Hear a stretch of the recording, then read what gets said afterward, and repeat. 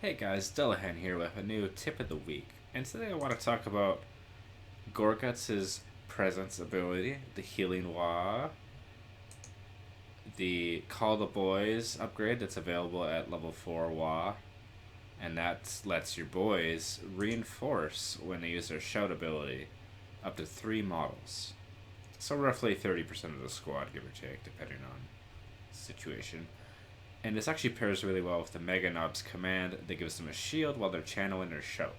So because of the way the healing works in Dawn War 3, when squads are healed, they actually regain models. Which means with the waaaagh towers, you can regain models instead of reinforcing and then just immediately go attack again. And then with Gorguts' passive that he gets when he picks up a piece of scrap, you can use the spinning claw, and if it lasts the full duration, which to be fair is actually pretty difficult sometimes, that'll give you another extended waaaagh bonus, basically, and that'll also heal you. I don't know if it heals if you don't have... Yeah, it does heal. It always heals, so you don't need to have his presence equipped for the spinning claw scrap to heal. So I'm kind of just going to demonstrate this a little bit here. I am reinforcing here just because I can, but what you can do is you can use the war bonus on the waaaagh tower, and I start spinning claw here, so when I go into the engagement, it should be done spinning, and it'll heal them again. So you can see it, boys get hit by all these grenades. They lose tons of dudes here. So lots of boys actually died there.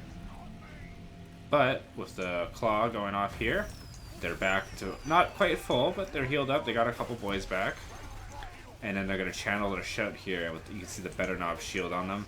The only way to stop this is to knock them down. And now they have tons of dudes back in the fight. And you can basically out-sustain your opponent. And you can save a lot of money, which is something people don't recognize. You can actually have 4 or 5 even waaaagh towers up in 5 to 6 minutes with 2 generators. You can have them up really fast if you really want it. Which lets you could do early rocks. This is stuff that I kind of messed around with. Is you just rush for rocks and then you try and make that happen instead of getting an elite unit. Or you can use the Call the Boys upgrade pretty early on and simply constantly replace your losses on your boys through healing with Gorguts or through the channeling the shout. I don't know if you necessarily need to rush it, but it's something good to get in the mid game to keep your boys relevant and cost effective. And the other thing is, when you use Gorguts' spinning claw, I like to activate it before I get to the fight for the most part. The cooldown's relatively short anyway, but if you wanted to get the healing waaaagh effect, I could try to activate it in such a way that it would go off just a little bit after the fight started. It's not always possible. The spinning claw does actually do true damage in the area as well, which makes it good against everything.